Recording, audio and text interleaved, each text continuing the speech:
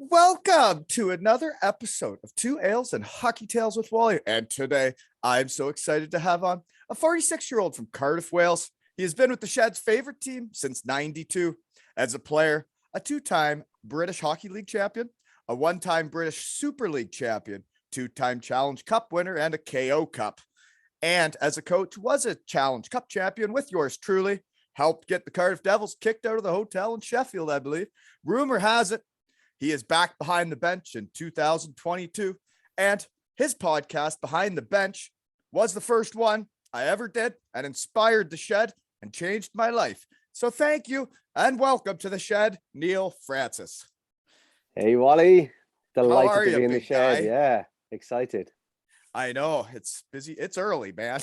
It is for you, yeah. Yeah, well, when you want to do something, you got to do it, right? That's right. Time change can be a bitch.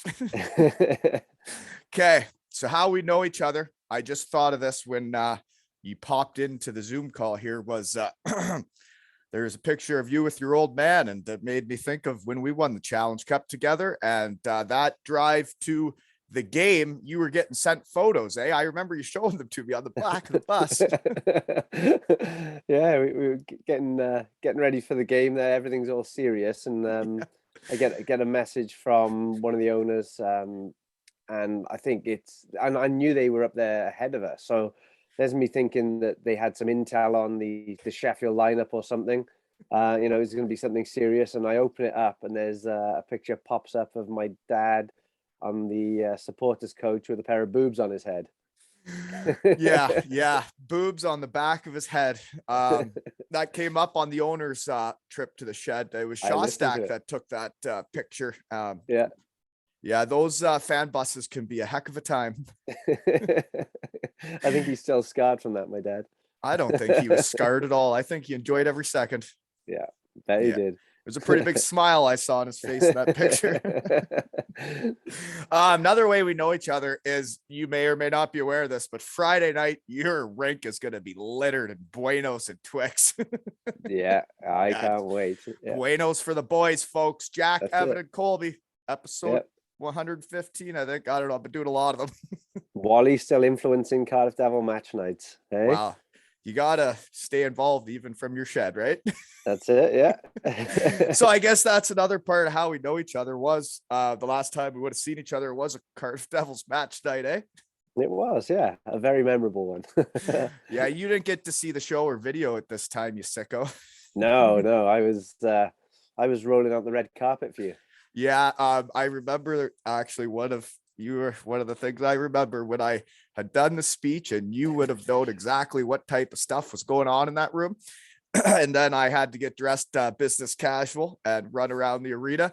And then you were at the penalty box, and the look you gave me was like, what just happened in there? Well, I knew something good would have happened. And then I walk out on the red carpet with gelled hair, nice slacks on. Yeah, like a modern day Superman. God, it was fun.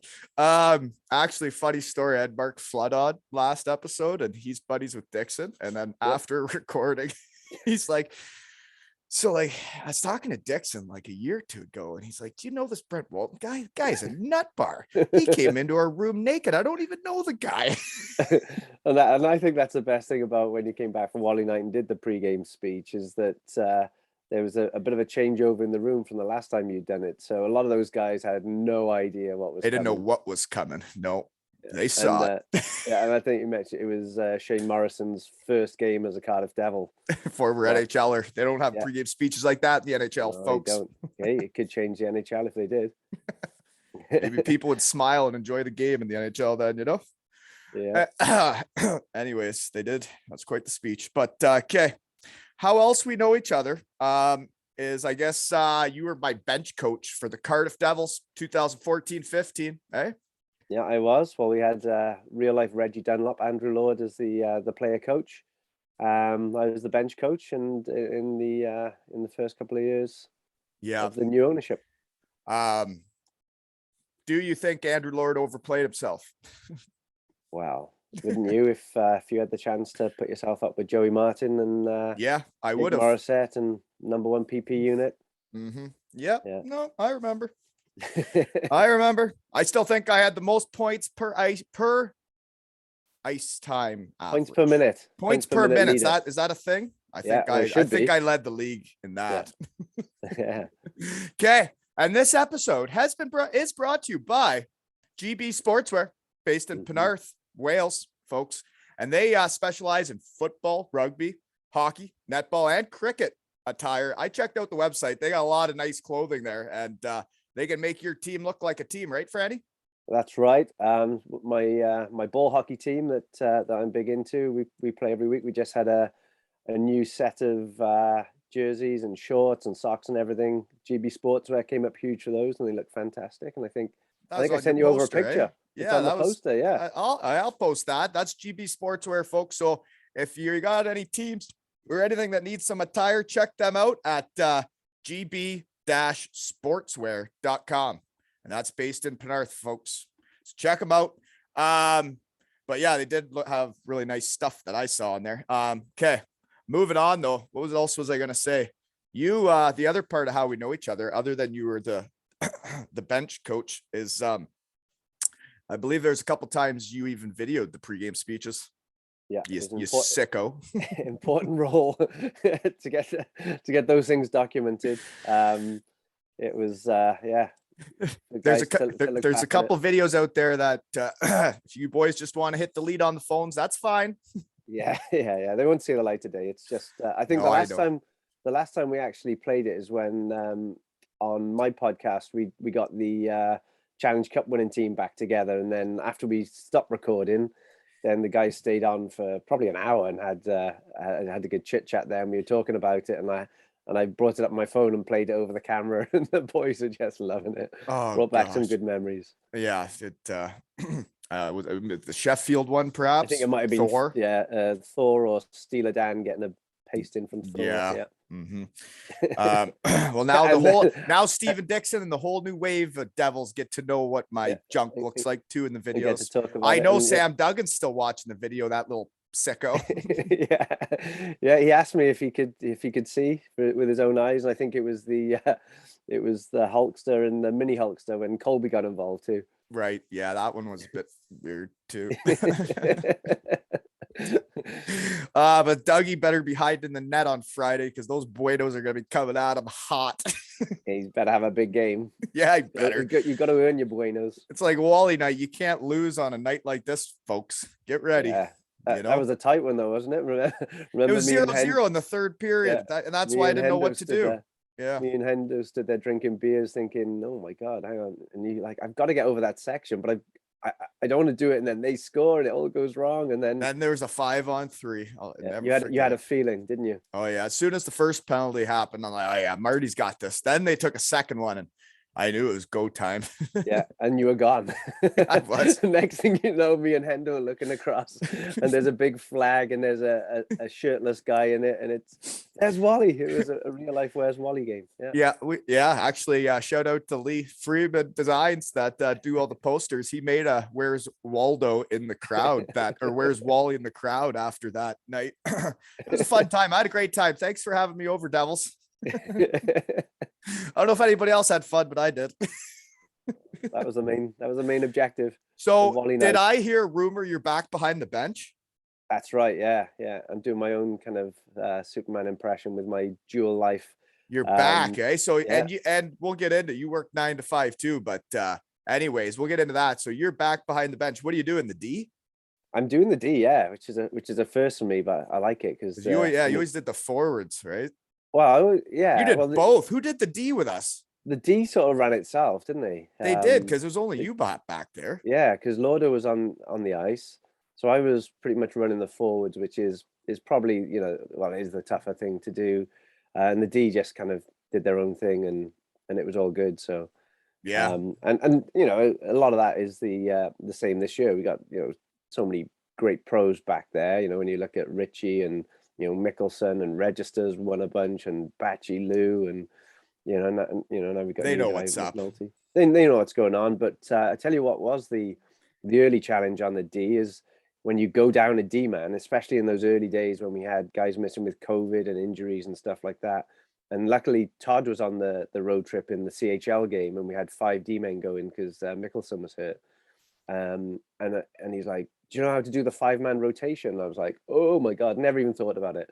And then, he sort of wrote it down for me, and I'm glad he did that early days, because, with the smaller squads this year, quite often we end up with 5D. And what's the 5-man rotation? Because I was just thinking you'd have your 2 righties would go every other and your lefties would rotate. That's what I was going to do. And that's why we're forwards, Wally. He doesn't think Richie can handle it, or what? Richie can handle it, Todd. No, but like with the 5-man rotation, basically everybody goes twice within this rotation. Right, but then somebody's switching righty and lefty. They're going back and forth. One of the guys. But I mean, we got Mickelson playing on the right, and he's a lefty anyway, so it's fine. And I gotcha. And Batchy can step up on the left, no problem. Doesn't phase him. So so I got to learn something about D, and when we go a D-man down, I got my little notebook out and I scribble it down, and it's been going smooth. It's been going. Yeah, I mean, they're, like you say, they're all great pros back there. So well, that's do you like being back then? You feel like you're back into it?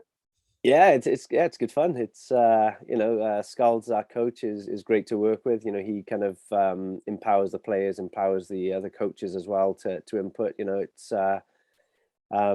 So he just lets me get on with it back there, and always asking opinions, and before we go out there in terms of starting lineups and that's things great. like that. So yeah, sounds like it's going well then. Yeah, I mentioned you were with the team since '92, so basically you were the bench coach, and then like you were into like I guess I don't know what all did you do then in between your coaching time, like because you were getting sponsors, you basically do whatever you can to help the Devils win and succeed in business too, right?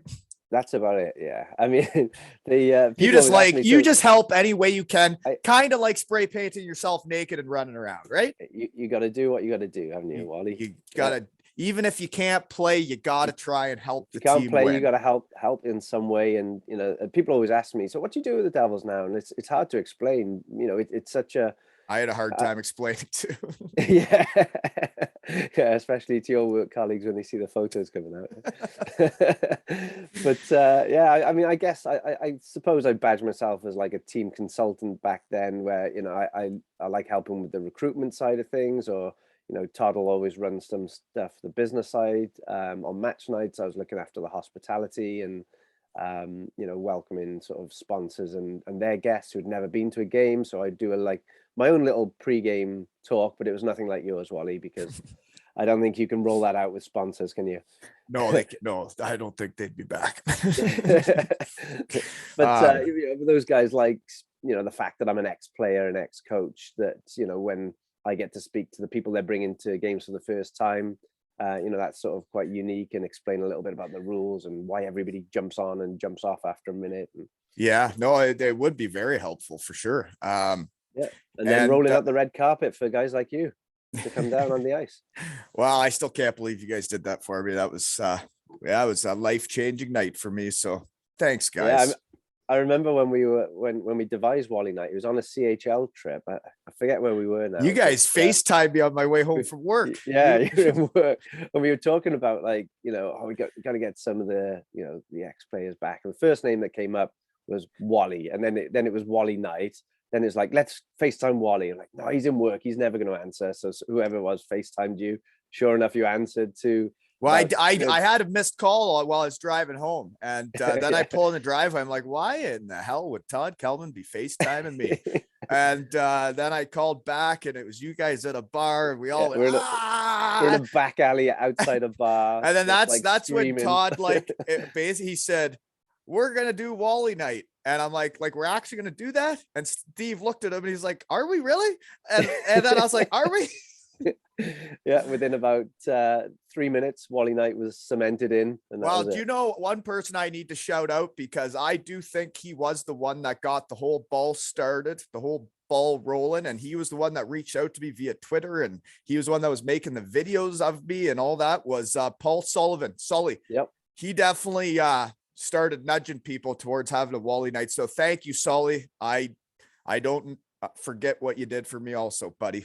you know? Yeah, and a hell of a pregame video when you were in Cardiff. Yeah. So hopefully I paid you guys back. I feel like I still am.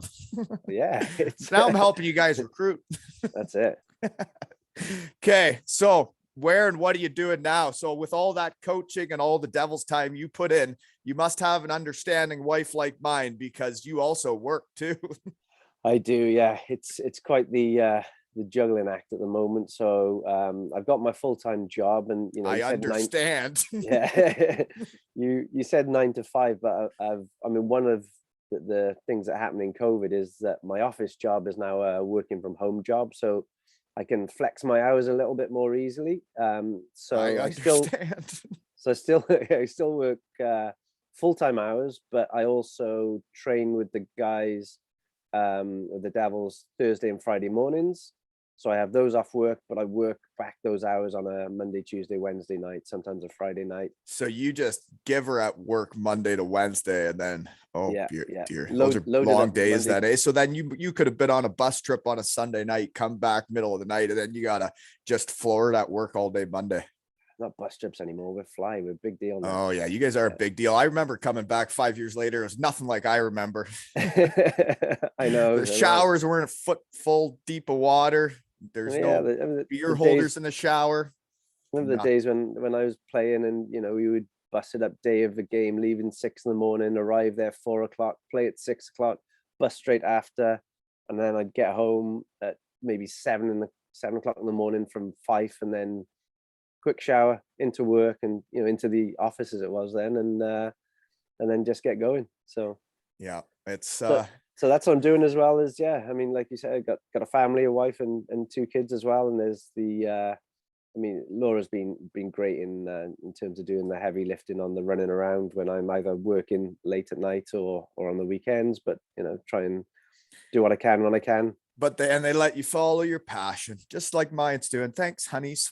Right? Yeah. Big shout out to the wives. Yeah. Lisa and Laura. Yeah. We've been pretty busy, but we are following our passion. Sorry, we're not sorry. Yeah. Okay. So you do have kids, names, ages? Yeah. We got Sophia and Holly. So Sophia is 11 and Holly just turned 10 last week. Colby used to be in some stuff with them, didn't he? Yeah. Were they in ninja training? Yeah. Karate. Well, they called it karate or taekwondo. I called it ninja training. Yeah, it was mini ninja trainings back then, but it's taekwondo. And Sophia is now 2 belts away from her black belt. What? So black she's belt? 11. Really? Yeah, so is she like doing spinning roundhouse kicks and stuff? Yeah. I'm picturing her being able to beat you up. Then there's no way you're 2 belts away from a black belt, Franny. It's no, it's. I think it's a smart move for the future, so I don't have to worry so much when the boys come on the scene. She'll be able to handle herself. I hear you. Okay, so what else do I got here? Your team's hot though. The Devils are hot, eh? Yeah, we went through a sticky patch back in around Christmas, right? Just before Christmas, actually. Yeah, and I heard you mention it in your podcast as well, because I think fans are giving her a bit of heat, and you just see stuff on social media, right? And it's like, well, I can't drop kick you from here, so I'm gonna have to talk about it in my shed so you guys get it from the player side, right? If you want them to win the next games, then don't be so mean to them. That's it. And we did play really bad, and right, I can see, but they don't want to play bad either, right? Exactly. I can see from a friend's point of view where it looks like people aren't trying and all that kind of stuff, and don't care. But that's far from it. It's just sometimes in sports you go through those funks, and your confidence just saps away, and you just forget what makes you good, and you forget to have fun. And it's the same way, like for me as a goal scorer all of the years, right? Like I got paid to score goals basically, and if I could go 5 to 7, 8 games without a goal, and it's like you forget how to do it. But then as soon as you get one lucky one and it goes in, you're like, oh yeah, I remember what to do now. Yeah, exactly that. And we went through that patch where guys were probably questioning themselves and questioning other things, and overthinking is probably the biggest thing when you're going in those patches. And it came to a head on that the game on the 22nd, which was going to be Coventry, and they called it off the day. Oh, it was going to be Manchester. Sorry, they called it off the day of the game. Right, and then Coventry And, showed up, but Super GM of the year, Todd Kalman, manages to rearrange a game on the day of a game. So it was a bit weird, and then we lost that game, and it was just kind of. Well, and that's when everybody's flabbergasted how that could ever happen. But you guys don't get it. It's because I already explained it on here, but they're loosey-goose. They got nothing to lose, and the Devils have everything to lose. And you know what? That's what you guys have built up over the last 5-6 years since we were in the Big Blue. Yeah, well, it's like now you guys are expected to win every game. And if you don't beat Coventry when they show up the day of the game, it's like, then all of a sudden it's the end of the world. Well, that's because you guys have been doing good, right? Yeah, exactly. We built the expectations, and to be honest, I'd rather have those expectations because it shows that we're successful, and it shows that we should be in the mix to win things every year. So I wouldn't change those expectations, even though they can be a pain, but can be annoying. That was kind of our rock bottom, and then we had that. We started off on Boxing Day then. And a bit of a run, and I think we've won 10 out of our last 11 games, and even that the 11th game, that one loss in Belfast was the controversial one with the disallowed goal. Oh, I saw that video. That's a goal. Freeze framing, well, basically any screened goal would have to be reviewed on the basis of that, and when you see the goalie actually comes forward. I saw the video. That's a horrible call. Everybody agrees. I think 100 players would look at that, and 100 players would say that's a goal. Right, and I would say hockey's is getting soft enough without calling back goals like that, folks. Toughen up. A minute to go in the game as well. It's not like we had another 50 minutes where we can get it back. A minute to go in the game, and I think the way those two teams played, the two great teams, the way those two teams played, I think it deserved to go to overtime, and I think everybody deserved another 5 minutes of that game. Yeah, well, I don't try to get into each game in the shed here. I'm more big picture. Yeah. But you're right. That should have been a goal. And we fed off that last weekend and got a bit of revenge on that. So it was nice to bounce back with the 4-1 win. I remember when every game, a win or loss, was like life or death. Doesn't feel like that to me anymore. But I know all the players and coaches, that's still the feeling. If you lose a game, it's just the worst. And if you win, you're happy. But I should bring it up, though, is the Matt Sundin jersey behind me is signed and up for raffle at ailshockeytales.com. And that's to raise money for Sick Kids Toronto. And for all the people that pre-ordered 2 Ales and Hockey Tales jerseys, 2 of them came in, but the rest of them still aren't here yet, the other sizes. So we're going to get them by the end of the week, and then we're going to ship them all together. So everybody that pre-ordered, and Kevin Hampson, who just won the raffle, they'll all be on the way. Nice. Mm-hmm. So we have hockey jerseys of my shed team. You've come a long way, Wally. You've come funny a long times, way. Funny times. Yeah. We're almost out of year, and I guess I got to ask you, are you still doing yours? Because that's what inspired me, was going on yours, and the feeling it gave me to talk about like my career and my kids and everything was what inspired me to do this. Was I realized how much I wanted to do it, and I thought like, geez, I could do that for all my friends. And that's kind of how this started. Yeah, it's we haven't done one in a while, actually, and that's probably down to me because of the time, just trying to get the time. And what people don't realize, I mean, you're up at super early in the morning just to get the podcast in at a time when it both could kind of suit us. And that's why, folks, don't forget to tip the podcast at ailshockeytales.com, because it is 6 a.m., folks. Yeah, that's why podcasters need tips, because make it all worthwhile and show the appreciation, because it's a lot of work goes into it. And I was doing that with Gaz and JD, and Hubs was helping us doing a bit of production there. And we rolled quite a few out during the lockdown, so it was fun. Great way to reconnect with people, to talk hockey when there was no hockey going on in the UK. But now with the full-time job and the full-time job with the Devils and the family, it's just pretty much impossible to get one done. So maybe we'll pick some back up in the summer. Yeah, that is what started helping inspire me. Was I did yours. I really enjoyed it. I thought it was fun. And then I did one more, the Hockey Think Tank with Jeff Lavecchio. And then I was like, I want to do this. I want to figure out how to do this forever. It's my buddies. But so thank you for having me on. And I guess it really changed my life. been pretty busy this year. Yeah, I was gonna say you went from 0 to 100, didn't you? In record speed. I think you're episode 123, Freddie, and we're not even to a year yet. Don't add up the beers, folks. Don't add them up. I know that's the only thing about you doing an early morning one. I was looking forward to you ripping open a navigating lieutenant and the rest of it. Yeah, no, actually, my shipment is gonna arrive this morning from the Bayfield Brewing Company, so we'll be back on track there, and I'll start cracking them open again. Got some navigating lieutenants on the way, some woolen shops, right back on track. Okay, one of my questions for you then, as I mentioned, you've been with the Devils since '92. Is watching the organization, I guess, begin almost, and then kind of flatline there, and then Todd and the boys take it over, new rink. Like, just talk about in general the whole, I guess, the history from '92 to now, and like the downtown rink, the BBT, right? It's been quite the journey the Devils have been on. Yeah, it has. And, when it started off, a guy called John Lawless founded it. He was a player in Peterborough, and they were owned by a company, I think Sports Nationwide, who wanted to to build another rink in Cardiff. And he was like 25 at the time. And he was working part-time in the rink to supplement his salary. And they said, do you want to go and start a team in Cardiff? And he came down to Cardiff, looked around the city. He's like, this is perfect for hockey. And it is. Yeah. And so, hats off to him for his vision in terms of how he set it up.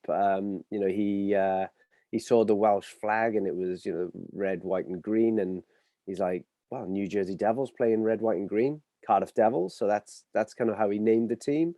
And they built it. They played the first few games on the road, and then I think sold out in their first game because people just didn't have a clue what ice hockey was here, and were just curious, this new building, and he built it. And so from there, it was always the Devils really sort of shook up the British hockey scene, which was very much kind of part-time, semi-professional at the time. And, they came in and they had a bit of money to spend, and, he poached some of the best players, the Cooper brothers, best British players, and guys like Steve Moria, the legends that get talked about now. And he got them. So it really kind of ruffled the feathers of the British hockey community, because they had to start keeping up with the Devils. Well, and that's what happens, right? And it's actually quite interesting, because it is like an arms race. Is if Sheffield signs like a gigantic heavyweight, then Cardiff signs a gigantic heavyweight, then Belfast does, and it's a domino effect. Or it's like, well, we got a whole bunch of high-end scorers, and then you see the toys the other team have, and you're like, well, I want those toys. Yeah, and exactly that happened recently in that year when they had all the heavies that came over here. And it was I think it was because we, as the Devils, we had a tough team that year, and we did bully some teams around. So did the Clan, the group I just had on, but like Chris Frank, Salters, Fitzy, all of them. And then like the tough teams were the best teams. And then the next year, my goodness, there's some big boys coming over. When you start looking at the McGrattons of this world coming over, everyone's like, oh God. But when we were in the skipping ahead to the BBT, I mean, we had a team that was perfect for that building. The likes of Hendo just absolutely ruled that place. Oh yeah. And remember him the start of that season, just throwing massive hip checks, open ice or along the boards, and the place would just be rocking. Then Dougie Clarkson to beat a guy up. Then Batchy would. Then it was nuts. And I always remember the video when I think it was against Nottingham, and somebody decided they wanted to get into it, and Hendo comes running in. And he puts his finger to his lips, and he basically mouths at the guy, "Shush, or I'll put you to sleep." That was as fun as hockey's been for me. Like, it was so exciting playing in the big blue tent with the fans right up at the glass and right above you. And then when you're in the locker room, you can hear them all stomping above you, right? Yeah, I know that the noise of that building it was just incredible. And that's the only thing that hasn't transferred to the new building, is because we've actually, it's a real building. It's made of concrete and stuff, so it doesn't kind of reverberate around the arena like it did. I do remember when the rink was being built. Todd and I went out to Pembo's Christmas party together because I wasn't playing, and we had a big chat about everything that was going on with the new barn that was getting built. And The one thing that I just don't get why any hockey arena anywhere ever does it is having the place to walk around in front of the seats. You need the seats right up at the glass. Don't be letting people walk around there. What a joke. Yeah, I know. There's the one thing. What is it, like 6-7 feet to the first seat? Yeah, the thing about the new rink is as great as it is and as grateful we are for it. I just wish that you let hockey players build it. Well, I wish Todd had been around at the time when it was being designed and everything. Imagine putting that design from scratch from a out of his brain. That would be out of his brain. It would be the best rink, right? The best rink. Full stop. And actually, that's a funny story because you know my fashion sense, right? Where I wore the same suit for 2 years straight, right? Well, I got a clothing line now, Freddie. But guess what? I think I can help design hockey clothes because now you can get your own players. You can get a Francis 29 t-shirt or hoodie from our website. And I remember when I went to the one hockey pro shop and you saw like the McDavid 97, Crosby 87. And I was like, wow, that's really cool. And now I'm doing that for people. Fashion designer, folks. And I can't wait. And I know it won't be long at all until we see the Two Ales and Hockey Tales jerseys and t-shirts around the Ice Arena Wales there at match night. They're coming. With the Twixes and Buenos loaded, ready to throw. It's shout out to Sean Collins. If it wasn't for that guy, none of this would be happening. He's the one that set up a whole shop on my website. Same place you buy the raffle tickets, folks. But he's designed most of the clothes. I just tell him things I don't like. And sometimes I'm like, you know what? I'm not British. I'm not from the UK. I don't know if you people think that's cool because I don't. It's too slim fit. But hey, if you guys can pull it off, you guys just go ahead. And me and Skulls, we met up with Sean actually, and his friend. That I can't remember his name. I should do. I forget it, but we just call him Haddad because his friends think he looks like Joey Haddad. So that's Sean's best friend. It was actually his birthday, and they'd come up for a midweek trip up to Glasgow. And after the game, he messaged me on Twitter and said, "Hey, we're at the pub across the road from your hotel. Do you want to come for a beer?" So we're like, "Okay, we'll go." So we went across and had a beer with him. So great guys. And funny thing is, like, we have this all going on. I'm waiting to have him on the pod with Lee and the guy that made the name for me. I want to do all three of them together, but Sean and I have never spoken in person. We are running like a website clothing line. We've only messaged each other on Twitter through the whole thing. Like internet dating. It is. Yeah. He actually thinks I'm 6'4" and skinny. Which you are. Yeah. On a podcast. Not if you've seen the videos you've been making. And the other one on my the photos that I sent across, I don't know if it made the poster. Then there's the one with Massive Baz, who's not actually. Oh yeah. No, actually, Lee just sent me. I just saw the email pop through that the posters are sitting there waiting for us. I just haven't looked at them yet. Nice. So hopefully my team of volunteers are just the best people ever. I tell you. Yeah, you got the whole lot going on with your staff. I do. Yeah. They all take care of me. Thanks, guys. But the part for me when we talk about the new arena was when I only played the BBT. I did a couple shootouts for Juice Boy at the new rink when I was injured, but other than that, I never played a game there. But I couldn't believe the difference when I came back for Wally night. The just how on steroids everything was. Like Pigs and Lordo are messaging to people up in the rafters about like when it's time to go, and like it. I just remember when Lordo did everything. Like he was basically almost helping make the pregame meals, right? And like then all of a sudden there's this whole big show for a hockey game. Yeah, I know. It's come a long way since those BBT days where Todd and the off ice crew had porta cabins out the back. Do you remember those in the car park? That was their office, the porta cabins. That's our equipment room was in a porta cabin there, Deese's room there.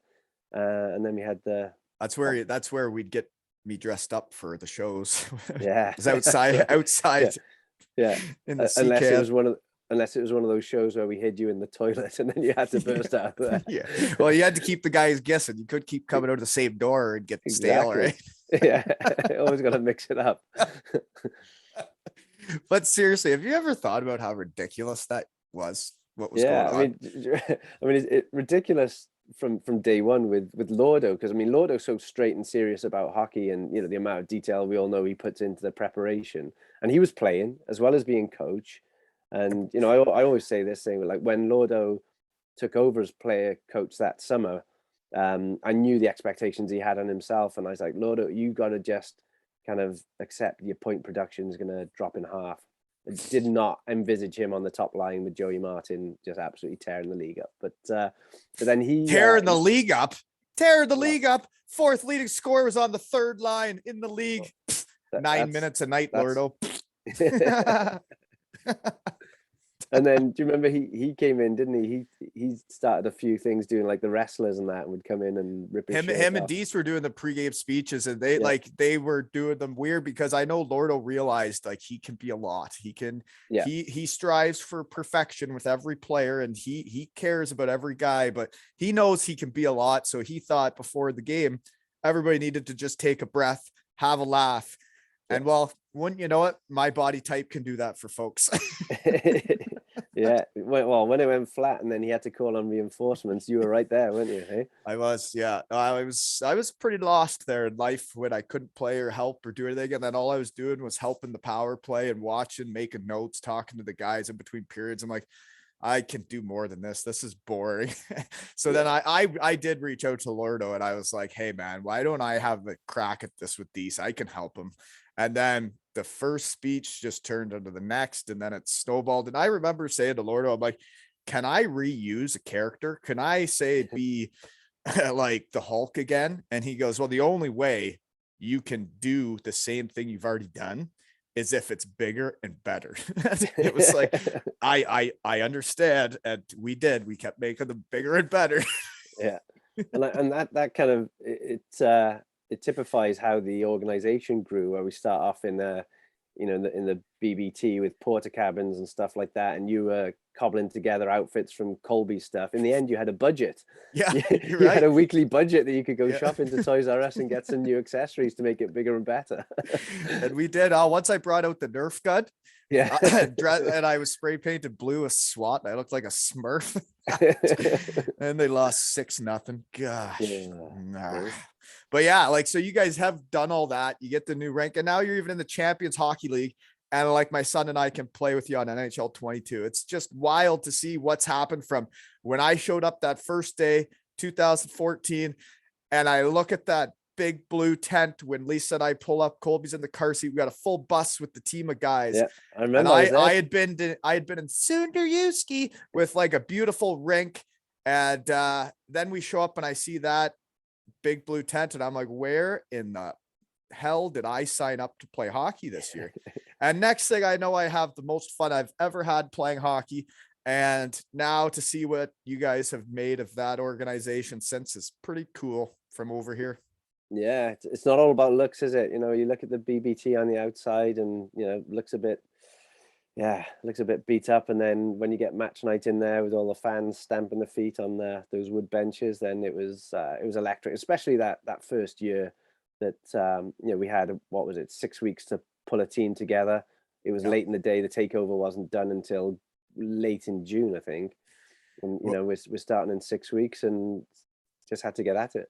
Yeah. And like a lot of the guys didn't know each other. You guys didn't keep many of the same players from the year before. And once that team gelled, my goodness, were we a team. And you don't get around teams like that very often. Yeah, and you could tell from early on that what a bunch of beauties it was, and how it came together. It was just like a bus trip, right? Like to a road game, and like on the way back, you'd have Carl being Carl, you'd have Hendo being Hendo, Dougie, and it's like, my goodness, this is fun. Yeah, everybody fitted in. I mean, it was. I'm not like religious or anything, but sometimes I do think things are meant to be. And, that team was definitely meant to be. We had, the team, the club had come from a very bad time where people were questioning their love of hockey and whether they wanted to come to it anymore with all the shenanigans that were going on in the year before that. And we needed something, when we talked to Todd, when Todd was, when we were putting together the takeover, I think one of his things was, I just want people to fall back in love with the game and enjoy it. And that's our number one thing. If we can get people back trusting us as an ownership group and enjoying hockey, then for year one, we've done our job, and my God, that was done in record time. I think, as soon as people Oh turned up, yeah. people gave us the benefit of the doubt, and they came to see whether it was actually true or was it a false dawn, and they saw that team that was on the ice. It was given everything, and even in our preseason games in Belfast, we had like 3 or 4 fights, and it was It was just chaos melee. there, wasn't it? Yeah. Yeah, Well, we were letting everybody know we were there to play. yeah. Oh Yeah. yeah, Oh yeah. yeah. Devils were back, Yeah. It was and you fun better though. believe And it. it was like a snowball too, right? It's kind of like doing this in the shed. It's like you think some things are meant to be. It's like the song "I'm Not for Everyone" coming out.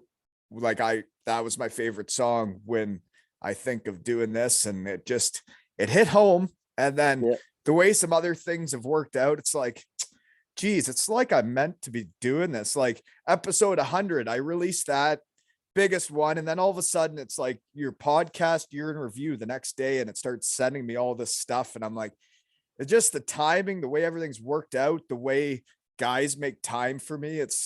I don't know. I really like doing this shit. yeah, and I think people don't realize that when you've done something like sport your whole life, and eventually it comes to an end. We're all just desperate to keep in with the game in any way we can, and those that don't, quite often, end up in a pretty bad place. And you just got to try and any way you can stay connected with the sport. And that's what I'm doing by helping the Devils in whatever way I can, whether it's this year as a bench coach or whether it was the year before rolling out carpets. It doesn't matter. It just keeps you It involved. is And weird though. Like when I left the game, I was quite bitter about the whole thing. I mean, yeah, where I was in life, my wife wasn't gonna be able to work in Canada until she got permanent residency. So that took a couple of years. I have no work experience. I got 2 little kids, and I got like no work experience, and it was like, wow, I really came to a dead end in a hurry. And yeah, I was a little bitter about where I was at for a while, but it was Wally night. It was going on your podcast. It was all this stuff that has got us to where we're at now, right? yeah. And now look at it. It's flying through the podcast charts and in the Well, and I'm UK a and lot all over. happier. That's all I care about. I get to see my friends whenever I want or Yeah, whenever I can, and I'm happier. So, you know, yeah, things are that's meant it. to be. Exactly. Anyways, okay. How did you get into hockey though? So obviously you love it. It's been part of your life your whole Yep. life, but you grew up in Cardiff where it wasn't even big yet, right? So how did you Yeah, I get mean, into it? there wasn't a skating rink until I was, I think, 11 or something. So, I mean, the big thing when it was someone's birthday parties, if you had a birthday party in Bristol and you go to Bristol to go skating in the small rink there. You guys are just Um, flying around with the penguins like those schools would show up. yeah, pretty much. Yeah. And then, I remember skating with the schools that show up at the rink, man. And there's some kids yeah, out there that were erratic on skates with yeah, pushing around those penguins. that was us. And it was always like to try and see how fast you can go. You're in no control of your body whatsoever, but you're just trying to go as fast as you can in the higher skates. But then, yeah, when the rink was built, it was obviously something new, and I just started high school, and I remember some people in my class had gone down to the first game, and their family had got hooked, and they were always talking about on a Monday about the Devils, this, and you'd see it. It was covered in the newspapers, and just out of curiosity, that a group of friends then went down to a Devils game, and of course, you've never seen anything like it. Where it's constant non-stop action and all the songs and the dancing and the chanting, and just got hooked straight away. And then it was skating after the game, grabbing a pair of skates and wheeling around like those out of control school kids. And then it was a pair of skates for Christmas. Then a few of my friends had started in the junior program, so I wanted to do that. And back then, you didn't even need to have full gear to start in the juniors, which is crazy. So I remember wheeling out there with a What do pair you of mean you shins. didn't need full gear? It's just literally you could go on in whatever you could. So there was most people who'd been So it's going. like actual outdoor hockey where you just might show up with skates and gloves and a stick or what? Well, yeah, like I mean, most people that were established there had the full gear, but then there's idiots like me going out in shin pads, gloves, a helmet, no cage, and that was it. Like and trying to buzz around and see if it was for me. And I always remember after one of the drills, going into the back of the net to pick out a puck. And next thing, boom, on the back of my head. And it was actually now the Cardiff Fire head coach, Mark Cudahy, who had this rocket of a shot from an early age, had taken a slapper into the net. And luckily I hadn't turned around without a cage on at the wrong minute. So I was probably seconds away from ending my hockey career a few weeks after it started. But, as it built up, I got all the full gear and then got into the junior program. So I was 12 years old. And then 5 years later playing for the Devils, which, I mean, wouldn't happen now because the standard was a lot lower back then, but still, Did you know I do player reviews now? I have heard some player reviews. Yeah. I've never seen you play. So this can be a more authentic one. Okay. You want it? I want it. Yeah. Okay, here we go. Okay. I guess it's very similar to what you're like with the Devils since 92. You'll do anything to help the team win, whatever that is. You maybe aren't the most skilled guy on the team, let's be honest, but you work harder than anybody. You'll do anything. You'll go anywhere for the team, and you're going to show the boys, like, this is what you got to do to win. This is what it takes. Even if I don't have that much skill, I'm going to show you how hard to work, what you got to do to win games. You'll block any shot. You'd even fight guys and get beat up just to show guys you're willing to do it. And you didn't complain about ice time because you knew you weren't that skilled, but you were going to give her when you got out there, and you're going to show everybody how to do it and how to win. And you were a winger, fourth liner. Correct. That is spot on, Wally. Nailed it. Have got it. Yeah, couldn't have got it more right. I mean, yeah, when I jumped up to that level, you know what? I really like doing that. It's fun. Yeah, that's pretty incredible. I could skate. I was fast, and I always made sure I was the hardest working. You're a wiry little bugger out there, weren't you? Yeah, a proper rink rat. Where if it was flat, then I'd go out and try and run the biggest guy on their team and get him chasing me. And then the boys are like, "Well, if Franny's doing it, we better start moving." So, I know exactly what that's like. One of the things I used to try to do was, like, when you're one of the leading scorers, usually was, if you're willing to do some shit, then the other boys better be willing to do some shit. Yeah, exactly. Yeah, you did. Anyway, I had a tough start though in Cardiff. I remember that. Yeah, you did. I remember the exhibition games. You were pulling all kinds of silky moves, and we're like, "Oh my god!" And then it just, the next few games just didn't happen. I remember my brace like seized up on me. And that's right. Remember that? And then Todd found out, like, my brace didn't really move, and I was like, well, I don't know. They cost like. So then he bought me a new brace that could actually move, and then so could my knee. Weird. Yeah, you got new legs. Oh shit. One guy, I got to figure out who he is. I was at a town party here. It's called Old Boys. Every 10 years, everybody from Kincardine that has any ties here comes back for the biggest party you've ever seen this town puts on. And I was introduced to a guy that played for the Cardiff Devils in 1986 on the inaugural team, and we got a picture together drinking a beer, and I should send it to you to find out who it is. Yeah, I'll be able to trace him. Yeah, I should get him on. Is he a Canadian guy? Yeah. He had a nickname. I guess Grizzly Bill Taylor. I think that is it. That's it. Right? The very first import D-man the Devils had. Big Grizzly Bill Taylor, yeah. Yeah, that's who it was. Who it was. Definitely. I'll find him. And he was like, when I went down to my first matches, he was like the one to look out because he was bigger than everybody else, because you had all these like skinny Brits that were just not a good standard at the time, and then you had this guy just running around and killing people. Grizzly Bill Taylor, yeah. And people would love seeing that. Yeah, exactly. Because it'd be like watching Hendo smush guys. Yeah, I mean, you come from watching football all your life, and then you see this guy running around just smoking people against the boards, and that gets your interest. Oh yeah, it's way more exciting to watch hockey live than on television. I have a hard time watching it on television. Really don't do it. But going to a live hockey game, I mean, that's how people get hooked in British ice hockey, right? And not just the Cardiff Devils. You've seen the whole league grow, eh? Yeah, definitely. And that's when I was doing the hospitality role. That was one of the rewarding things was our sponsors would bring down guests for the first time, had never been to a game. So they're the ones I'm speaking to before the game and telling them a bit about the penalties, and everyone always wants to know about so you're allowed to fight, and then you kind of explain the code and all that behind it. And then the next week they'd be down with their families, they'd come to this game, they'd gone home going, oh my God, you never guess what I went to tonight. Let's like go down what you next week. witness, like some of the fights you see. It's like, wow, you wouldn't see that anywhere else tonight. Yeah. And, just like the sheer speed it's played at and, and the goals and the music and everything. So it's good to see people experience it for the first time and then want to come straight back down. Yeah. So, I guess you live in Penarth, so you probably don't hit Chippy Lane often. What do you eat late night in Penarth? We've got a kebab shop in Penarth. I know you like your kebabs. Yeah, I do. So that's my one of my rewards anyway. When after ball hockey on a Monday, if it's late, and you've put on you need to reward yourself. Exactly.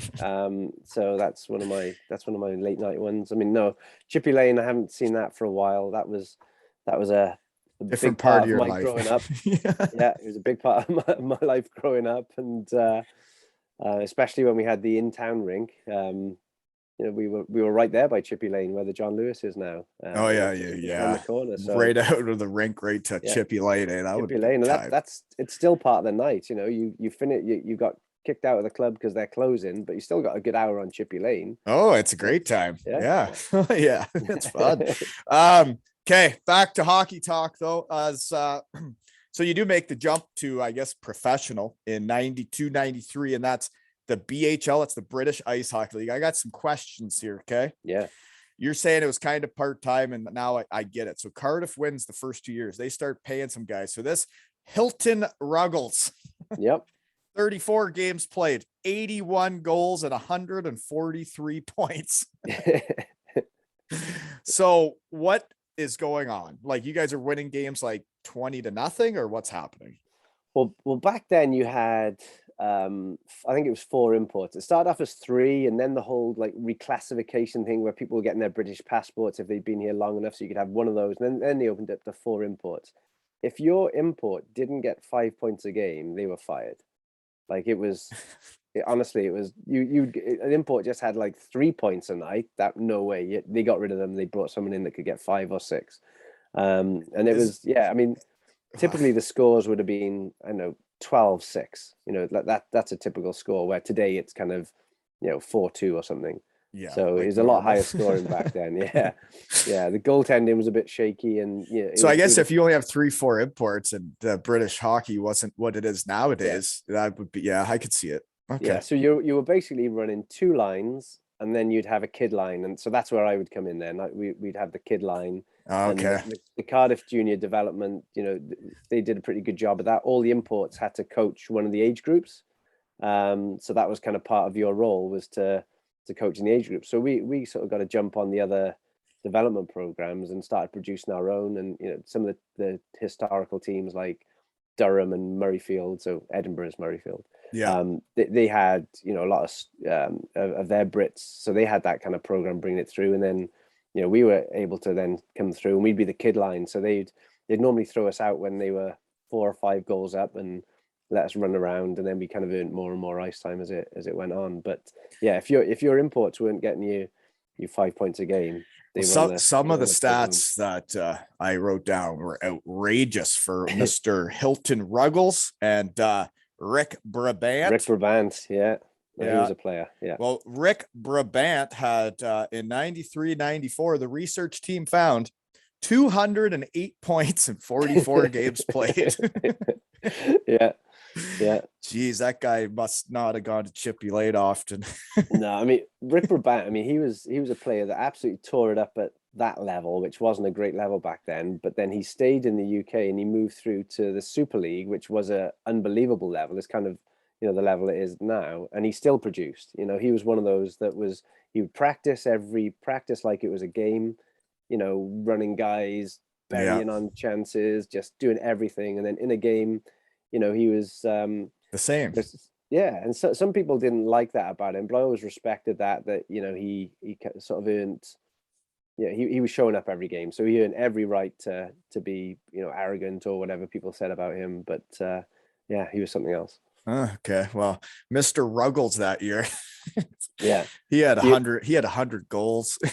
Yeah, you should have seen the curve on his stick. It was like It was like that, and nobody knew, including him, where the shot was coming off his stick. So when he let it go, it was normally in the back. How much fun was hockey back then when like it's where those guys must have been getting paid and that's their job and they're coaching a team, right? And they're scoring 4 goals a game. That must have been kind of fun for them. When you're only paying a handful of guys, those guys actually made decent money too. So they're getting decent money to get tons and tons of ice time to put up 200 points. And it was, there was a big drinking culture back then. I remember even like as a young guy, we'd be out on a Friday night and we would sleep our hangovers off on the bus on the way to a game, knowing that we're not going to play until the last few minutes anyway, so it's fine. So and then it just went hand in hand, the partying with the hockey. Well, that's what it used to be like, right? You literally I don't know, the way I grew up in Elmira, Ontario, like it was very real to go play hockey and then hit the local tavern and eat chicken wings and drink beer. That's what we did. That's it. Yeah. Yeah. We did not do protein shakes or cold tubs, folks. Game's changed. Game has changed. Okay, so you must have started playing pro really young, because research team found you played Great Britain under 20 your 3rd year pro. Yeah. So I started playing. I think my first game was when I was 17. We got called up to play. What was that like to play at 17 with like you're saying that Bill Taylor, like the big imports? Like you must have been pretty nervous. Yeah, it was. He'd gone by. He only played 1 year, that Bill Taylor. So it was Shannon Hope was in then, who was obviously went on to be a retired number, and 10 years or whatever it was there. But I actually scored in my first game, which was unreal. They gave me. I was just happy to dress. I was just happy to put the Devil shirt on. Just actually be on the bench. And then I got thrown out for a few shifts with a few good guys. Parked myself in front of the net, threw a screen up in the goalie. Shot comes in. I get a tip on it and it goes in. So that was just an unbelievable sort of start for me. And that would be. It was. The crowd always loved seeing the Welsh guys come through. So you had that, it's loud anyway, but you had that extra cheer that one of their own was kind of coming through. So it was always really motivational. And that's where I probably, got that work ethic from, and always wanted to make a big hit. And they'd love it if I'd go and try and hit a big guy, because it just it was one of their own going after. I to be honest, I played in front of the Devils fans. Like it was different than anywhere else I had played, because you're right. If you're a little guy, I used to like to reverse hit guys, or like I really wouldn't run around trying to make body checks. But if I saw a guy in a vulnerable position, I would try and lay him out. Yeah. And like when you can do that as a little guy, man, that crowd would really appreciate it. Yeah, exactly. Like it's such a, it just, and then that, like you said before, it snowballs then, because the bigger guy's thinking, oh, hang on, the crowd is cheering for this little guy's making it. I better throw some hits because I'm expected to. And then it just snowballs. And then all of a sudden we're all running around just. Yeah. Oh, it was fun. Yeah. Okay. So what was then? You were in the BHL where those guys are scoring ridiculous amounts of points, but then it switches to the Super League in 96. Is that right? So then that's where it's basically all imports that are getting paid, right? Yeah, that's where the TV money started to come in for other sports. So the owners of the hockey clubs are like, well, we can get a piece of this action, but we've got to up our level of the game. So they sort of started to do away with the import restrictions, and next thing you know, there was 10 imports, 12 imports, and then it grew until it was. Because then it's like the arms race. You see one team do it, and you're like, well, even if I can't afford that guy, I'm still going to do it. A team called Newcastle, who don't even exist anymore. They had the owner of Newcastle at the time, Sir John Hall. So he owned the football team, and he was obviously a big deal. He then put money into the hockey, so he started recruiting all these imports, and the Bosman rule came in, where Europeans could work as in the UK as same as a UK worker.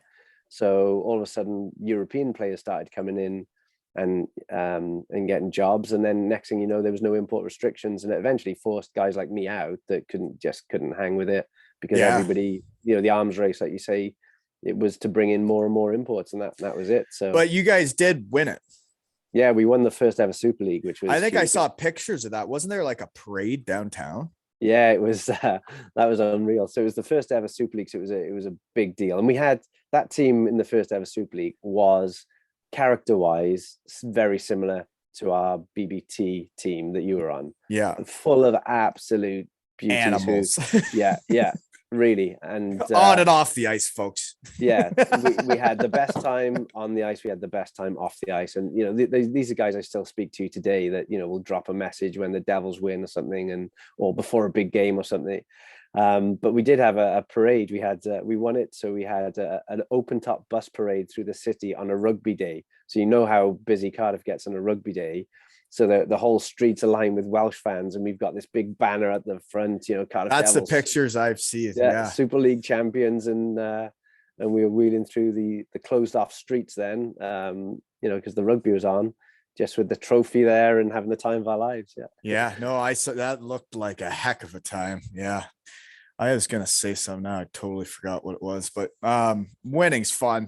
Doesn't matter the role you have on a team. If you're part of a championship, my goodness, those nights are fun. So, but rugby, that's what I was gonna bring up. Is never really comes up. Is that big arena downtown? I never went to it, but rugby is huge in Cardiff, eh? Like you're right. The town shuts down when there's a Welsh game, right?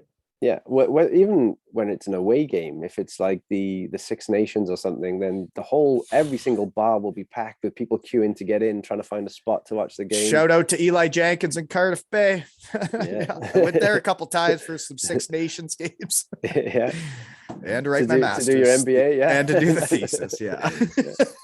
But it does it's what people have grown up with, and it's just everybody loves it when Wales play, and those that get tickets, great, but those that don't just come into the town centre to watch it anyway in whatever spot they can find in a bar. So, well, for the Canadians listening, picture this. It's like getting the best hockey players all together to play for Team Canada, but instead of doing that once every 10 years like we do, they actually do it every year, and you get to watch the best players play for your country against other countries. Think about that, hockey. Be pretty cool if you did that someday. Yeah. I guess it was supposed to happen this year, but like, man, it's been way too long. How have we never had McDavid against Matthews and all this? Like the last time we did it, it was like Crosby, Ovechkin. Like there's a whole new wave that have never got to play against each other for their country. Yeah. Hey, Wally, if anyone can make it happen, you can make it happen. Oh, yeah. The Shed's got to say. Well, hey, speaking of rugby outfits and cricket, netball, football, folks, that's Welsh football, not Canadian football. But that is at GB Sportswear in Penarth, gb-sportswear.com. Check them out. You could probably do Canadian football. You can do everything. Yeah, I'm sure you can. And so the stuff looks great, though. Seriously, folks, check it out and order your team shit there. Okay, because it looks good, and love to support people I know and Devils fans. Anyways, moving on, though. So the Super League is a lot of imports, and they're getting paid. So then you do end up playing some games for the Cardiff Rage. Yeah, Cardiff. Yeah, they were. You had 50 points in 15 games played, so I gave you your player review. That's a bit out of the norm. Yeah, well, the thing is, as a junior when I was growing up, I was relied. I was one of the better players, obviously, because going pro. But I was relied on to score, and I put a lot of points in junior, and then when you come into pro and you realize that these guys are so much better, you got to find a different role for yourself. So that's where I kind of developed this more of a rink rat role. And then when I dropped down to the Rage and we played in some lower leagues, then I had to provide a bit of offense then. So it changed my game once again to into more of a point scoring game. So and then you get your confidence back too, right? It's like you got it, and you put in situations as well. You get to put in situations, like you get to run the power play, you get to learn how to do it. You get, like if you don't get the opportunities, like you don't learn, right? Yeah, exactly. So that was kind of that was more like going back to my junior days and the roles that I had on those teams. Where I was the experienced player in these in the Rage team. But that was full of guys from Cardiff that I'd grown up playing with as well. So that was a lot of fun to go. So are you getting paid to do that? No, I'm not. I don't think in that year. No. Okay. So the research team also noticed. Yes. There was nothing 99 and 2000, 2000, 01, and 02, 03. Nothing. You play hockey or not? Some of those years I did, and maybe just a little bit of blank on the stats, but I think one year I didn't play hockey, and the others I did, and that was from playing in those leagues. They weren't very good, and it gets pretty disheartening from when you've worked hard your whole life to play you at a high worked your level. way up to the Devils to and play the Super League and stuff like that, and then you're playing in those, and you're going away late night on a Sunday, not getting paid, and the standard's not very good, and you're playing against people that are just running around, that can't play the game.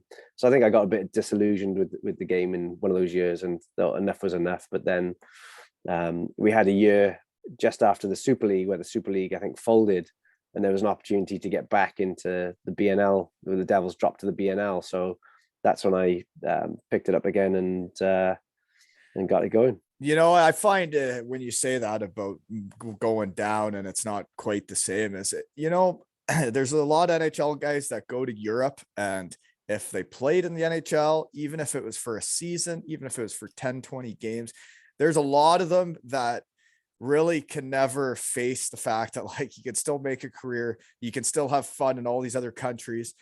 Once they're not in the NHL, they really kind of lose their love and their spirit, and they come over to Europe, and you're like, really? Yeah.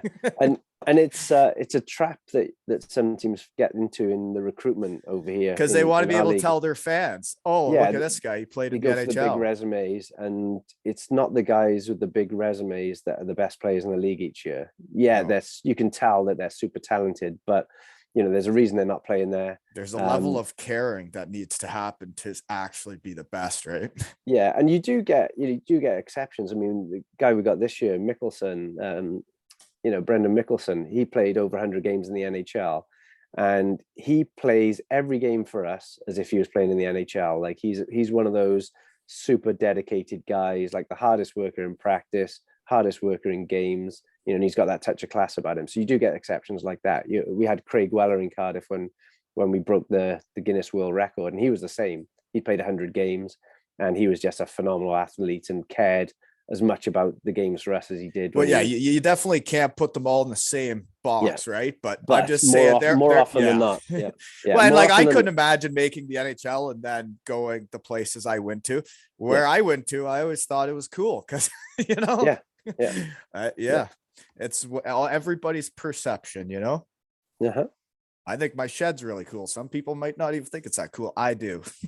Well, I do too. I'm a fan too. I'm also noticing on the back shelf there, is that the gold helmet?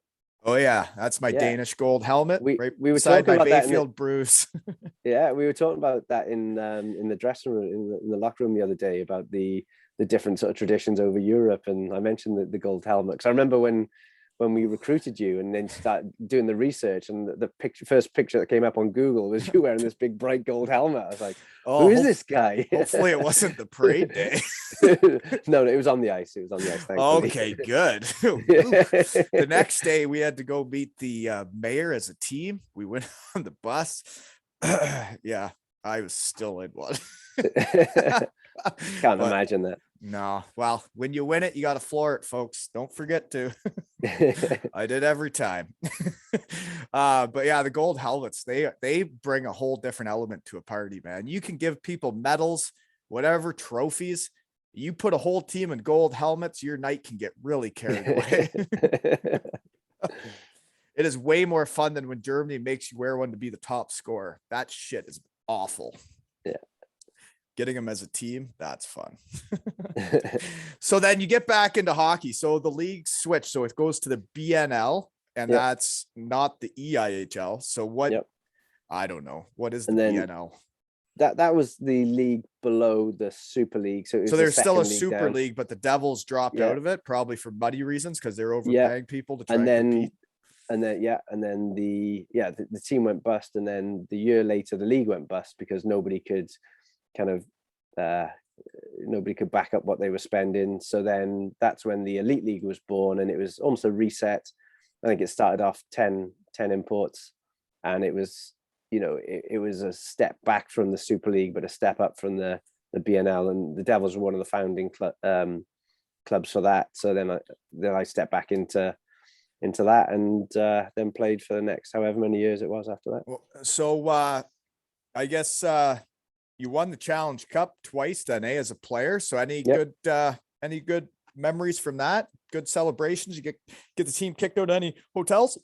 No, so we won it in the Challenge Cup. I think we won it in Cardiff. So it was a two-legged. So that would have been downtown then, because you're not playing the Challenge Cup in the big blue tent.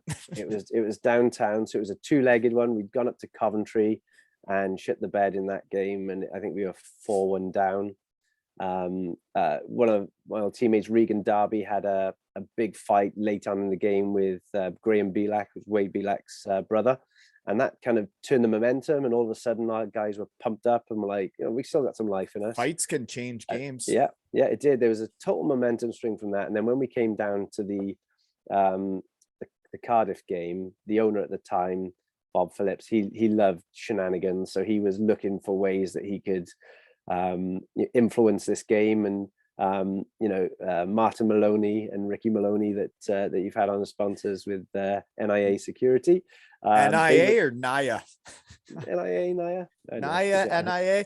Yeah. Either way, they're keeping people safe at the Devils games now. Yeah, they are. Yeah, definitely. And I think Bob had gone to Martin and said, give me your biggest, baddest security guys, and I need them down the rink early. So they did. So they locked the front doors of the rink and they stood out the front. So when Coventry unload their bus, they were ready to go in the rink to play this final, the second game of the final.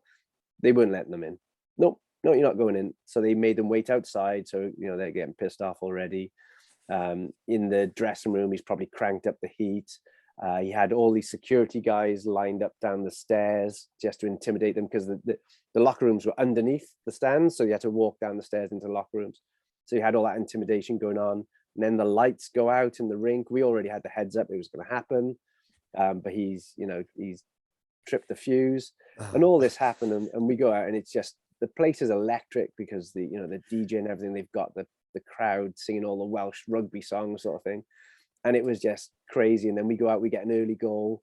So everybody, it's only 2 goals now. And then it got another one. And then we end up winning that game in a penalty shootout. A penalty shootout to win the championship. And the guy that got the winning penalty shot, I think it was his first game for us. We had somebody injured, and it was Regan Darby's buddy who just retired, but he was a hell of a player, Reggie Strange. And he came in, and he ended up scoring the winning penalty shot in his first game. So that was like a crazy party. After we went up in the old drink bar that everybody used to talk about, and then Brad Voth has gone back to his apartment, which was downtown, and changed into this like stupid outfit. Next thing, we've taken the Challenge Cup. All the guys have left the bar, and we took the cup to soda bar, put it on the bar, and everyone's drinking out the cup, and we left it on there. And then the cup ended up down Chippy Lane full of chips, cheese, and gravy, and all the boys eating chips, cheese, and gravy out of the Challenge Cup. Yeah. One thing I was gonna say is that guy who pulled all the stuff for that game is, I totally get what you're saying, because even for coaches by under 11s, I never talked about this, but that first tournament we were in, when we were in the finals, we show up to the finals and the ice is empty, right? Like there's nobody on before us. So like my boys are ready. It's about 10 minutes before it's actually supposed to start. So I go over and talk to the refs. I'm like, hey, so you guys want to start like a little early? We're all ready. We're fired up. They're like, yeah, give us about, 4 minutes and we'll be ready. And they're like, is the other coach into this? I'm like, oh yeah, for sure. So then I go in, I get my team all fired up, and then we go and the other thing is learning from Todd Kelman is all the small details. Like I remember he used to, whatever, I won't get into it, but I make sure that once I do my pregame speech, every door is opened already for the kids. So they don't get stopped from once they get all fired up. They don't wait at a door. They go running on the ice and they're out there and they're gone, because it all matters. And we do that. We go out early, and then all of a sudden this other team is scrambling. They're like, why the hell are they out there already? And then all of a sudden I see them scrambling to come out, and well, guess what? We beat you. Ha. We got the lead. But yeah, no, I know the little games in hockey. That's what makes it fun, right? Yeah, that is. Yeah, and that was a lot of fun. Not so great I think the next night we played, and we had to fly to Edinburgh, and You had to play the night after winning the Challenge Cup. yeah, guys were in one, as you can imagine. Oh yeah, like we had to play 3 days later. We couldn't even. I know, and that was we couldn't even scrounge up enough energy. Yeah, oh, that was ugly, wasn't it? Well, I don't know. I thought I played fine, but I'm a pro. I remember we were scrambling around to try and find a place that could do like IVs to try and replace some of the goodness in everyone's bodies. You struck out. Yeah, it was a tough go there for a couple days after that one. So you do play 6 years in the EIHL then, eh? What's the most memorable seasons, or I guess what about the best players? And not best players, like the people you remember as teammates, I guess, in your 6 years as a player. I mean, I think one of the best teammates was Brad Voth, who's obviously a big legend in Cardiff. Dodging the shed though, punk. Oh, is he? Yeah. I had an in to him through Daryl Andrews and the George brothers, and just kept dodging. Thought I had him, then I lost him. It was one of those fish that get off the hook, you know? Yeah. I met Daryl Andrews when I went to see Votha for Stampede. And, one of the first nights that we went out there. So you had fun then, I imagine? Oh, unbelievable, yeah. Because my best friend, Paul Sample, played on a team with Daryl Andrews in Sheffield, and we were both over there visiting Votha in Stampede, so he knew Daryl anyway. So, yeah, what a mix that was. Oh, yeah. Daryl's a fun time. I played with him in Sunderewski. Yeah, awesome guy. But so Votha, so I could give him a player review, but I won't because he won't come to my shed. But he's got to earn that, hasn't he? He does. And then the British guys, I mentioned Samps, but guys like Phil Hill, Jonathan Phillips, who's still going in Sheffield that you've had on the pod. Yeah. We grew up together. Those guys are a bit younger than me, but when we were in the Devils coming through the elite league years, and just before that actually, they'd all played on the Rage teams as well, so we knew each other really well. So it was a lot of fun there. Like everything was geared around, we'd have our team night out on Thursdays. So it was Thursdays, and that's the thing. So back then, so I've always worked and juggled hockey. So even though I was playing pro, I was training less than other people. So I used to train on a Friday, ready for the weekend, and it would be our team night out on a Thursday. So pretty much every practice that I went to for some of the years, I was hammered, and it was just, and the ones that we didn't go out on a Thursday for whatever reason, it just felt weird. It just didn't feel right. Yeah. But that was our team night out was a Thursday, skated off on Friday, and then play the games on the weekend. So. The games changed so much. Like, man, even like I was in the AHL, a step away from the NHL. When I showed up there, it was still not that uncommon to like finish practice and go across the road and have soup, sandwich, and a couple beers. Not the same anymore, I don't think. Okay, what about memorable coaches as a player? Is there anybody that really helped you or believed in you, gave you a little more of a chance, or what? Yeah, I mean, it was I was always a lower line guy, so some coaches would just stick with their guys, and just keep with, even if they're not having a good night, they'd never they're not having a good night, and you just kind of itching, going like, at least just throw me out there, I'll get a bit of energy going. But some guys didn't. We had a guy who, it seemed to be the way at one point, where you would be captain of the Devils, and then next thing you'd be coach of the Devils. And we had a guy that I played with, Ed Patterson. He then went on to be the coach.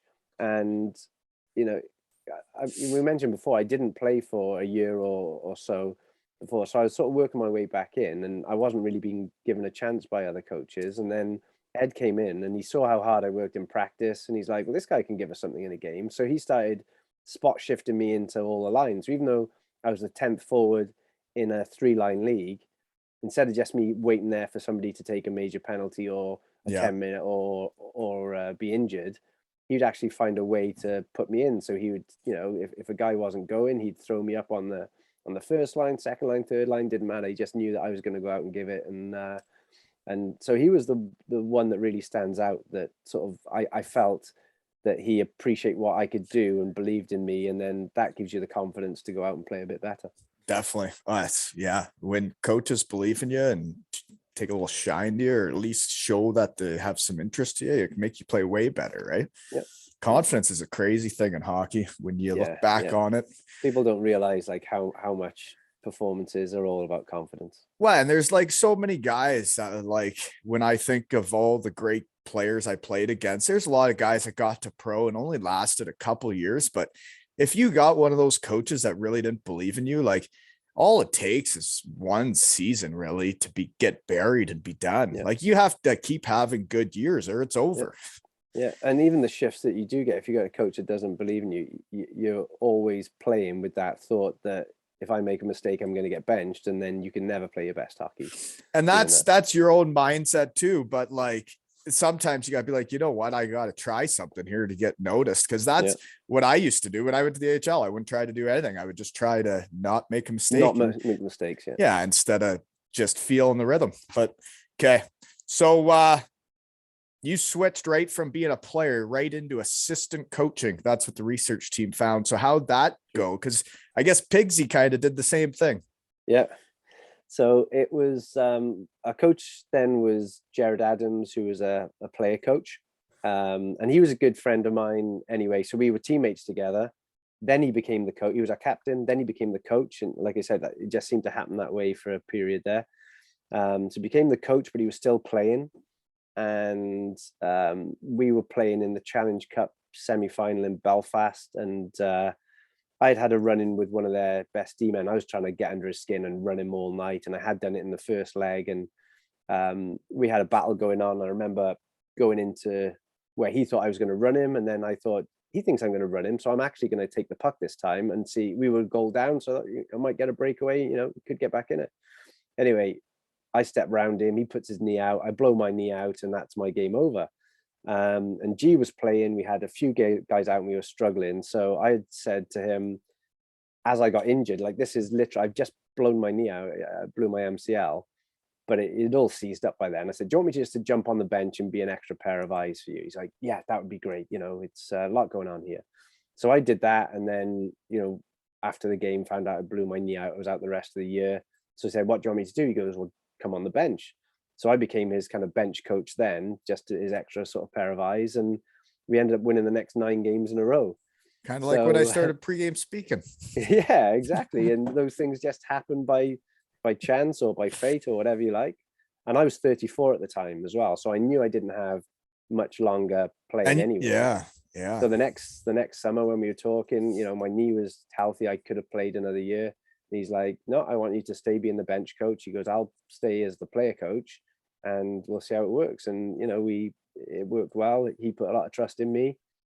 I gave it back to him, and we were a low budget team then, but we always punched above our weight, and we at least kept it interesting. So that's how it all started. Oh yeah, no, it's cool hearing the stories of how people stay in the game, right? It's like, you're in Cardiff, you're a hockey guy, you love the Devils, like you got to be a part of it no matter what role it is each year, right? But it's awesome that I don't know, it's weird when you play for a bunch of teams and like the different relationships you have with the organization. And like, I just find in Cardiff, it's like guys like you that have been there since 92. You talk to the fans, a lot of those the hardcore fans that I know, like they have been following this team through everything. And like, once it's their passion, they ain't going anywhere. Yeah. Right. That's it. Yeah. I mean, we've got, it's almost like a split now, is that you've got the new fans that have come in with the success, and that's all they've known because it's been so successful this last 7 or 8 years. And then you've got the other half who've been there from day one. And remember what it used to be like, right? Yeah, when Neil Francis resigned on October 30th, 2013. I did, yeah. That's they decided to fire Jared Adams, who was the coach that I worked with, the guy that gave me the chance. And I've never heard a bad word about him. No, like he, again, would do anything for every guy. He cared about everybody so much. I mean, some years he was giving up some of his own money to top guys' wages up because. And then you get rid of a guy like that. And I had heard as soon as that happened, things really. Yeah, it was, there was lots going on in the background, and it was obvious they were trying to get him out some way. And it was his testimonial year for his 10th year with the team. And the owner actually told me, yeah, we're going to get rid of him, and we want you to take a bigger role in terms of running it with my guy. So you kind of show him the ropes and all that. I said, no, you got the wrong guy. I said, if he goes, I'm done. That's it. I'm out. But Like, and no, that's no, the no, no. loyalty, and that's So just being good dudes. And yeah, hockey, there's some tough people out there, and but like, I don't know, it's the good folks are the ones that hang around the longest, I find, right? yeah, and people say, oh, that must have been hard for you to resign from the club that you love and stuff like that. I was like, no, it was easy. It was Right. easy. There's no way I wanted to be a part of what was going on. That's not my club. That's not what this club But you does. got it your club again when that right after that, then you help get you help organize the takeover from the Calgary Four, right? Yeah, and it was again, when you talk about things happening for a reason and fate and all that kind of stuff, then this did. I mean, I reached out to Todd because I knew him through Samps, my best friend who played in Belfast with Todd, and I because he's so respected around the league hockey wise, I just reached out to him for some advice and said, look, Cardiff isn't going to exist in the next 6 months. If it carries on like this, it will not exist. The money is gone. The player treatment is gone. It's not going to happen. So what can we do? And he said, well, actually, some friends of mine want to buy a team. And I was like, oh, okay, now you've got me. And lots and lots and lots happened in the background, with a number of people helping out. But eventually, those guys took over the team, and we couldn't ask for Oh, any better guys, as you know. We well, I cannot mean, I ask. like They had the I had dream them in over the them. shed, and it's like they're just like us, and they love the Yeah. Devils. They'll do anything for them. Yep. They're not doing it to make money. They're doing it because it's their passion, Yep. and they want to see winning, and that is everything you can ask for out of Yeah. owners of a hockey team. Yeah. And I one of mean, them's going to put up one of these jerseys at 403 whatever in Calgary. I forget what it's called. Shosty's new bar. Yeah. Shosty's new pub in Calgary. He's putting one of these up on the walls, folks. Shit's getting real in the shed.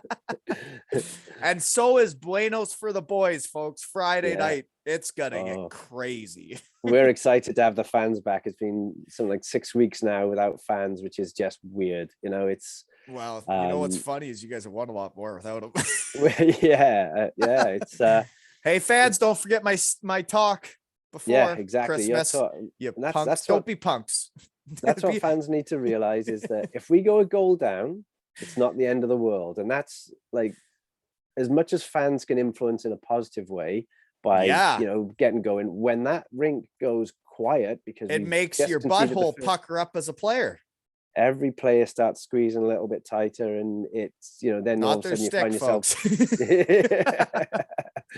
it's then you can find yourself 2 down, and then you're in one. But I mean, what we did find in behind closed doors is we went behind a lot, because you're just flat coming out. Not that you want to be flat, not that you don't address but it. Sometimes you can work your way out of that. You can have a tough first period, and then you find it. Then you find it.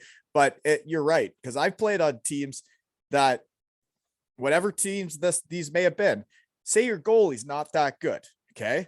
And every time the other team crosses the red line, you're like, oh no, oh, here it comes, right?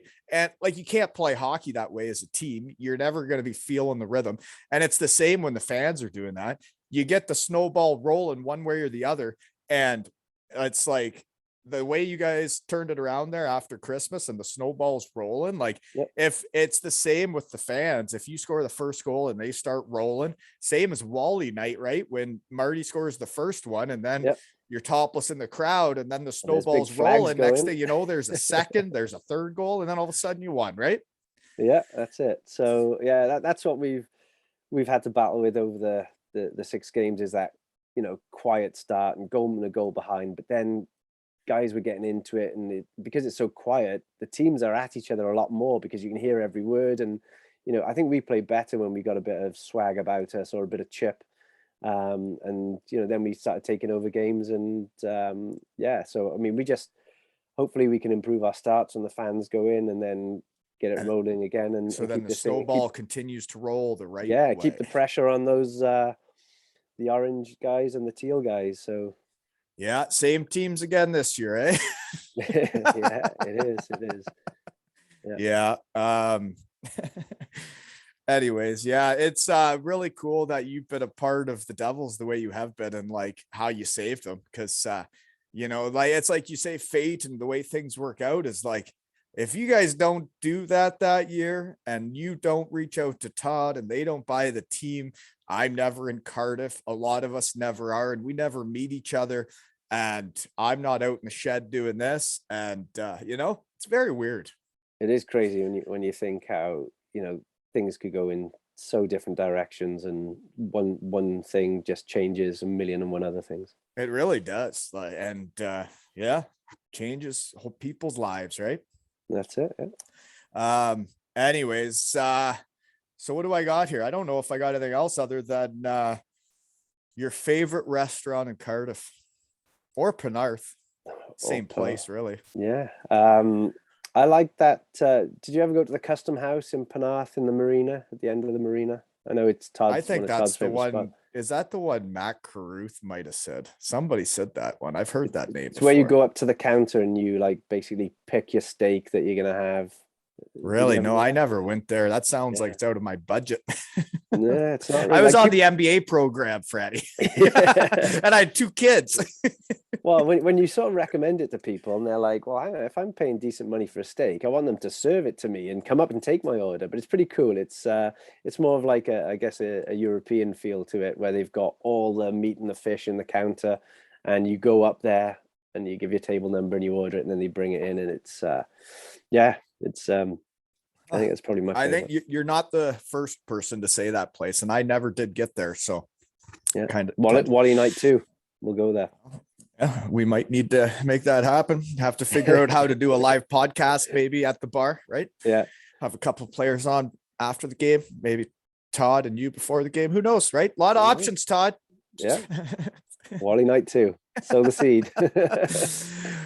Hey, but seriously, I can't thank you enough for coming on. I know we're both busy and we got a lot of shit to do. So, no, like it's great catching up, and that's why I love doing this, man. Like you altered my life with everything you've done for me. So cheers, buddy. Hey, you're welcome. And you know, it's good to get in the shed finally. And you know, I'm a long-time listener, first-time caller. So I've been listening to all the episodes. So I enjoy it. You know, hearing and love what you're doing, and keep it going. I know it's a lot of hard work, but a lot of people, you know, are thriving on listening to all the stories that you get out. Well, that's like, I love hearing the stories. I love coming out here. It is becoming a bit hard to juggle everything. I am quite busy. And sometimes I can feel a little overwhelmed, but you know what? This is what I want to do. So I'm going to find time for this. It's maybe, you know, I gotta find more time or something, but doing this, find a way. Yeah. Well, you know, you can talk about it or be about it. Right. Yep. But like getting on at 6:30 till 8, that's not that bad of a deal. And now I start work for the day and we'll just carry on. Right. That's it. With a spring in your step, hopefully. Absolutely. Well, it's great seeing you again, buddy. Keep the team rolling, eh? Okay. Thanks, Wally. And I can't wait for Buenos for the boys, folks, Friday, and get your raffle tickets for the Sundin jersey, even if it's not a Devils jersey. And this has been an episode of 2 Ales and Hockey Tales with Freddie and Wally.